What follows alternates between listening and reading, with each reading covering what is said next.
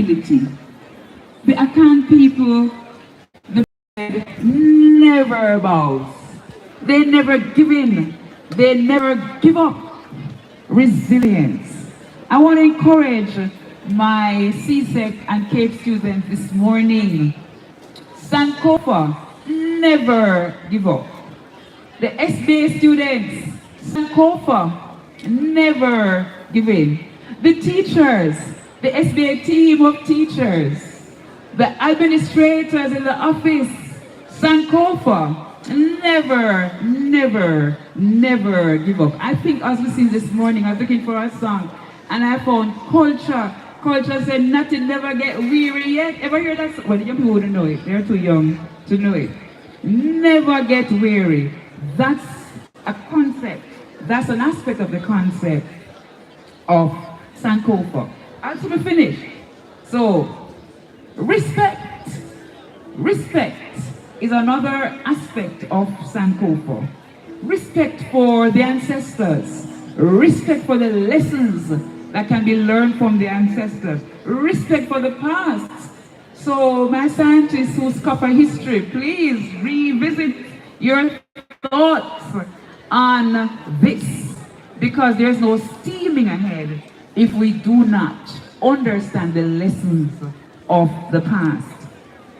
And one of the things that I've always known, but it was reinforced yesterday on our visit, is how much the Maroons and the Akan people credit religion for their many successes. I've always thought the Maroons and highlighted their strength, their prowess, their everything, their fighting skills, their guerrilla warfare, but they don't do that. They attribute their success to the divine, They think it is divine, supernatural intervention that allowed them to have the many successes that they had in our history. I want to present to you this morning, I want to suggest to you, I want to recommend to you this morning as we worship, that there is a place as we steam ahead into the future for religion. There is a place for belief in a divine authority. There is a place for reliance on a divine authority to help us as we steam into the future. As a matter of fact, there is no, I take the liberty, the presumption of saying there is no honing of good character if we do not tap into the divine. Because as humans, we often have the intention. But as a friend of mine would say, the way to hell is paved with good intention. We have the intention, but it is the divine that empowers us to hone good characters. And I'm going to my last one. I told you I'd be short. My last one is legacy. It says 3 R's and an L. 3 R's. Well, it's C, 3 R's and an L. So it's celebrate, resilience, respect, religion, and the last one, legacy. Legacy. We must, in our time, Sankofa believes, they believe, we must leave a legacy for those who are to come. We cannot steam into the future if we have not left behind some footprints that will help those who are coming to be able to hone the good characters that we hope we are demonstrating to those who are looking on. And therefore it takes me now to the scripture. And I want us to look at Micah 6 verse 8.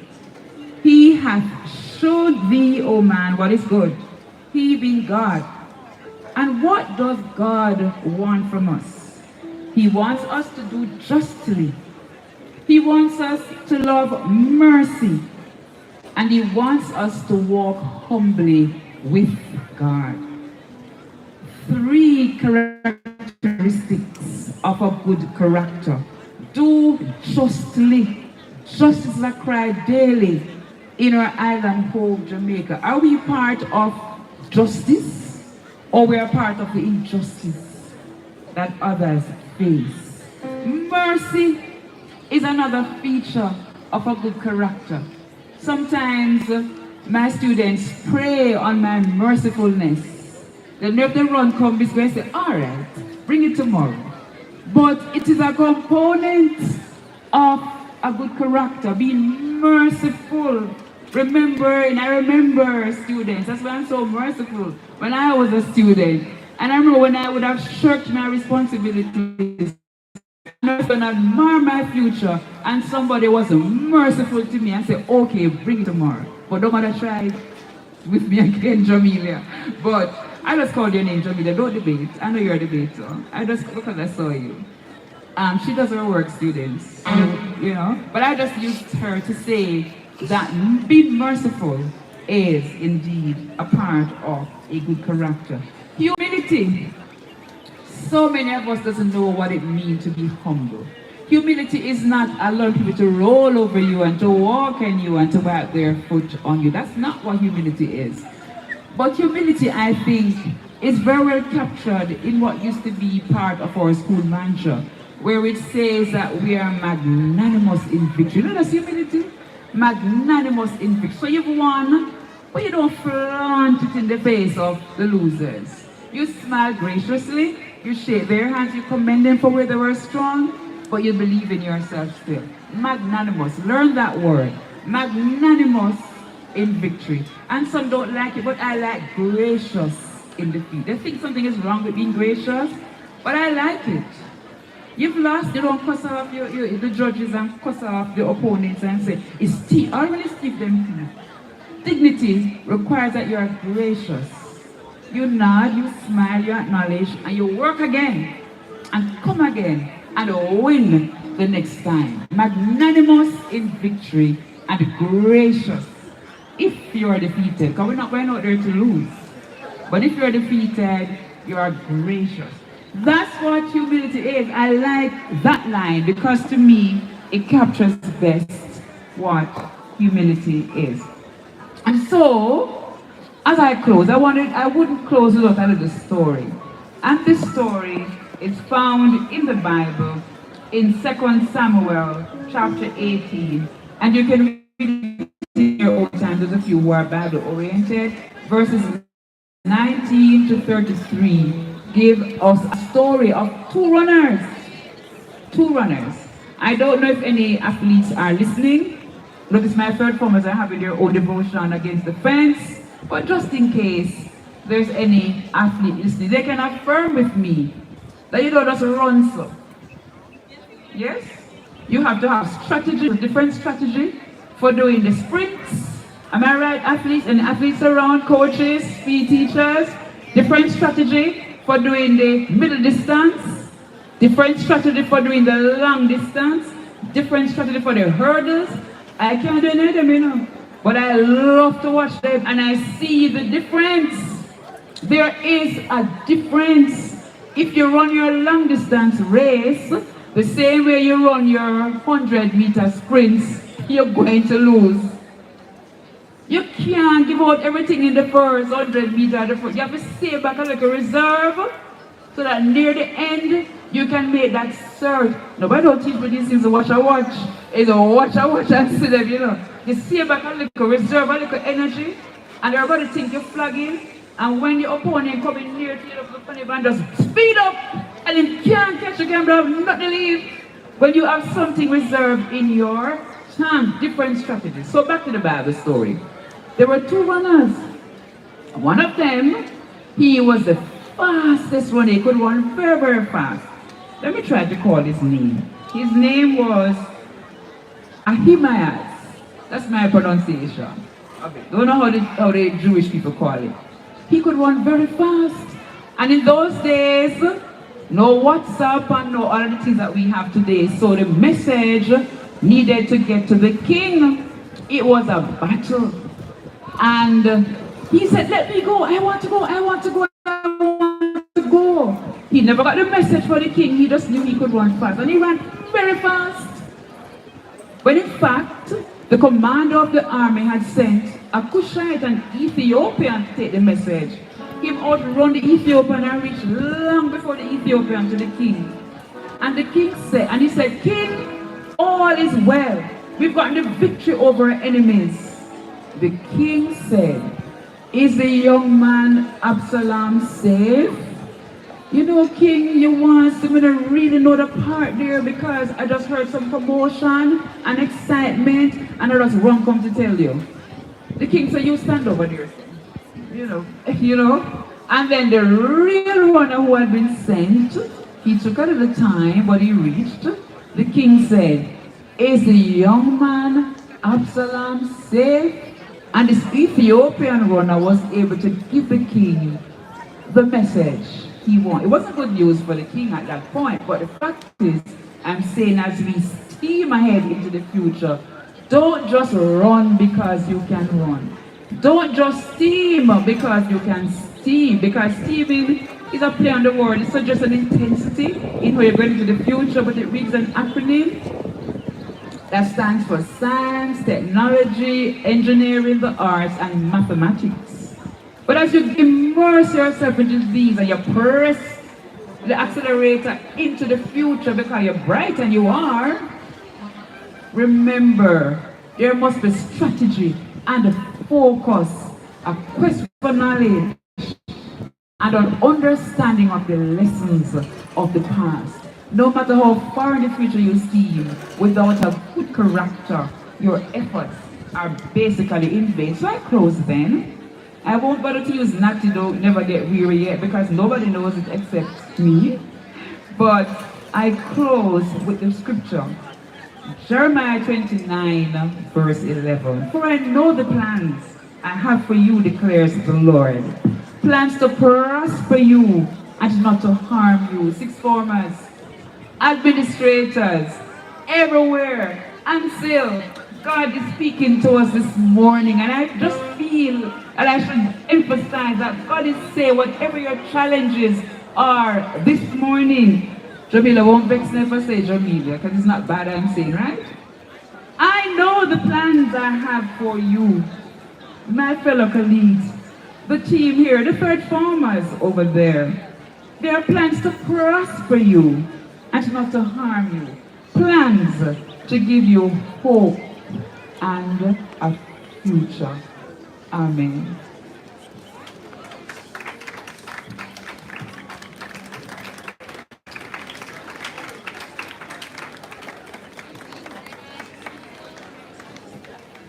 Thank you, Ms. Stone. A very profound message indeed. Celebrate reliance, religion, respect, a legacy. All elements that when put together create and lead to a good character and a fulfilling life. Let us give Ms. Stone a round of applause again, students. Now we'll have a brief message from our Vice Principal, Ms. Castle, and this message is just to highlight the contribution of one of St. Jago's finest, someone who has left a legacy here, and that is why we are what we are today as St. Jago High School.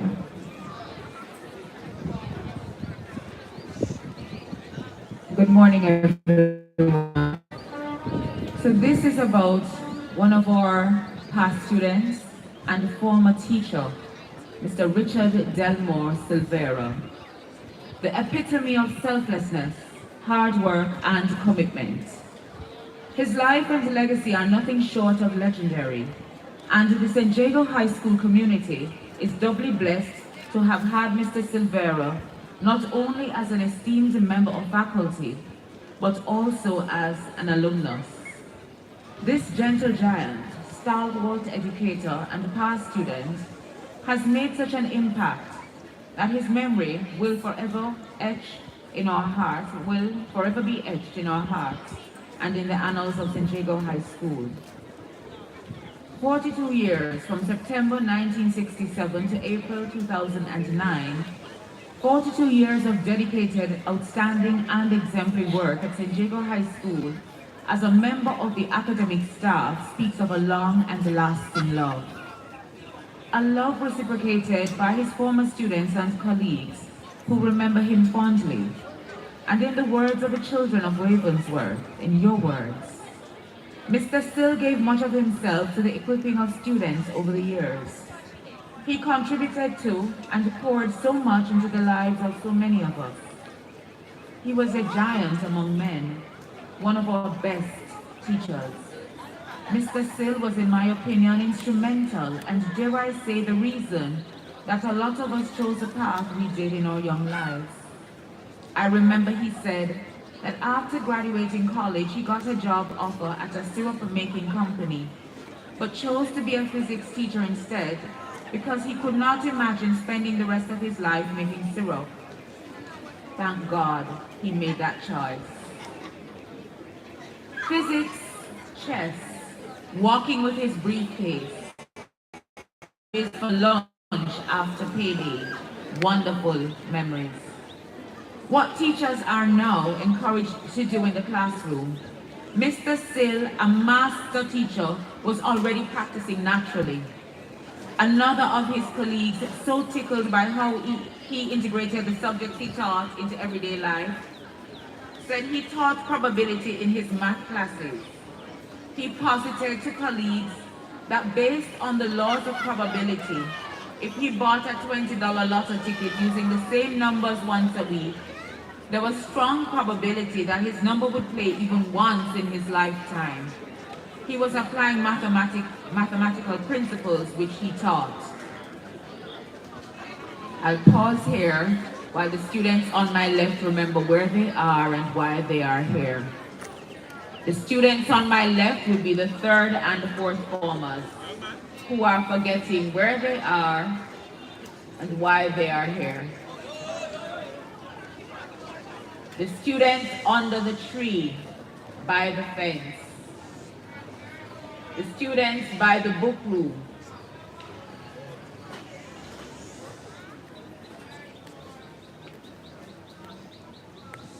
There's no disputing first-hand accounts. Mr. Richard Silvera was indeed one of St. Jago's giants, a legend in his own right. In 2019, he was interviewed by the 275th anniversary edition of Ravensworth Review. As a stalwart of our noble institution, he had to be included. From his account, we learned that his relationship with St. Jago High School began in 1956, when at the age of 11 years old, he became a student. This was a historic year in the life of St. Jago High School, as it was in that same year that the school relocated location at Ravensworth, 33 Monk Street. Mr. Silvera even recalled an official opening ceremony for the school at the Astor Theatre in Spanish Town. His principal was the distinguished Osborne Reed Bell. He shared fond memories of his time at St. Jago as a student. He recalled having a crush on his favorite French teacher and credited her with nurturing his love for the subject. Sadly, he disclosed that after second form, he was considered too young to advance to third form and was asked to repeat, and so he chose to relocate, finished his education elsewhere. He, however, never severed ties with St. Jago, and as a result, in 1967, Mr. Silvera's relationship with the school entered a new phase. He returned to the institution as a teacher of mathematics, but his former principal, now his boss, pointed out the need for a teacher of physics, and he was encouraged to assume that position instead. He served in that capacity for 5 years. Following this, he served as a teacher of mathematics, and eventually he became the head of the mathematics department until he retired in 2009. As an employee, Mr. O.R. Bell noted that he found him willing, able, and reliable.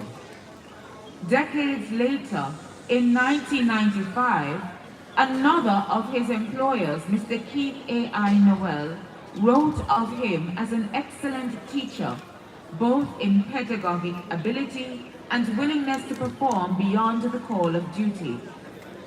Mr. Silvera performed many duties at school outside of his remit as a teacher of mathematics and physics. He was a member of the timetable committee and used his influence to allow additional mathematics to be offered to all students in all relevant cohorts. As a visionary, he made it possible for all students to access both academic and practical subjects, breaking the stereotypes attached to various streams, A, B, C, and D. He was the pioneer of the chess program, which is today representative of excellence, a hallmark of our school. It all started when, in an effort to build rapport with his students, he would engage them in a game of chess after school, during which he taught them many skills which made them competent in the game. His humility stood out when he spoke of Claire Clark Grant with pride, his protege, a member of the chess team who represented Jamaica at the International Chess Olympiad in Greece in 1984. Undoubtedly, he took every activity in which he engaged to a level of perfection. Not only was Mr. Silvera a stickler for perfection and principle, he was a man of action and advocacy when he felt strongly enough about an issue. He was decisive and was not shy about expressing his sentiments in writing. In 1967, he wrote a strongly worded letter about teachers' salaries to then Principal Mr. O.R. Bell, signaling his intent to resign as he had had no idea how small the salary was when he accepted employment as a teacher. Immediately, his letter elicited a response. The Ministry of Education appointed him and took the necessary intervention strategies to retain him as a teacher. They understood his worth.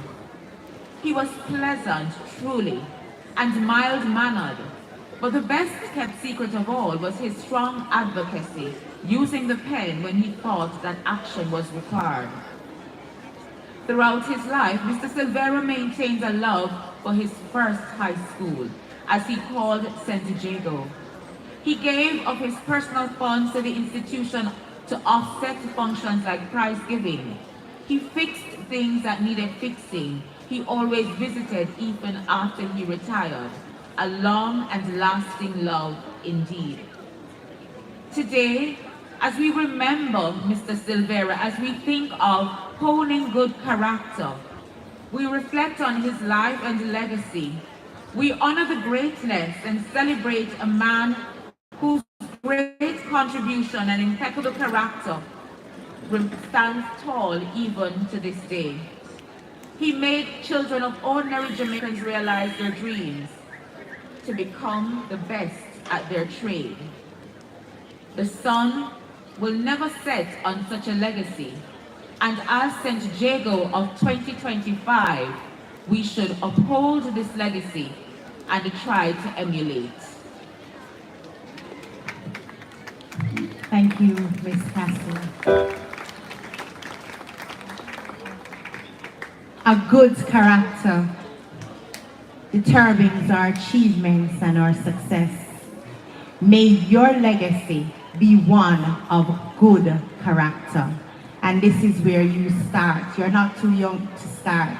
So remember, whatever people have to say about you when you leave anywhere, may it be of good character. Okay, students? We will continue our program by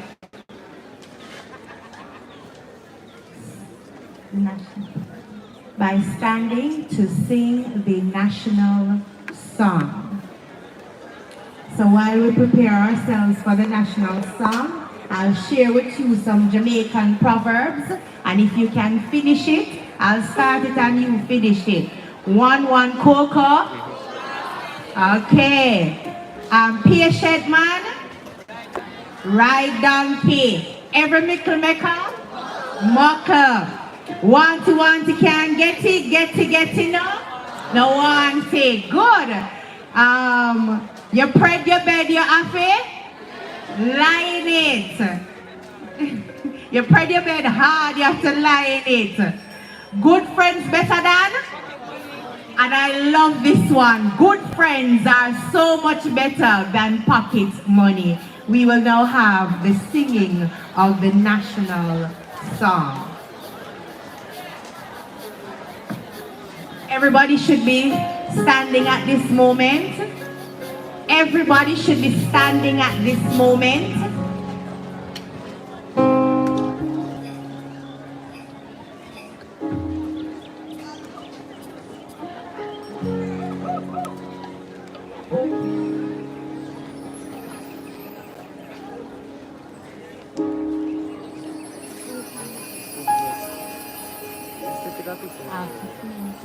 I pledge my heart forever.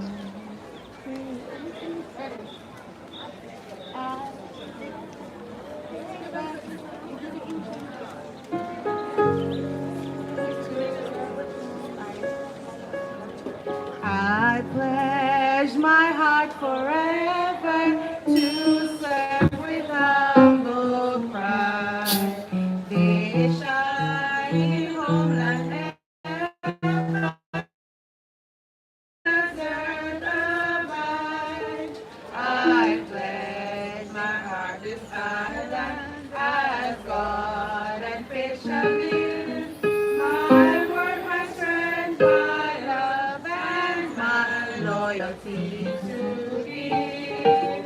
Oh, green land of the Indies shall make us strong and free. Our vows and loyal promises are pledging to thee.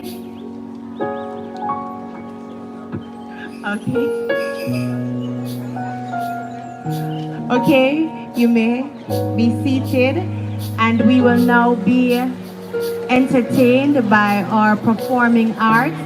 However,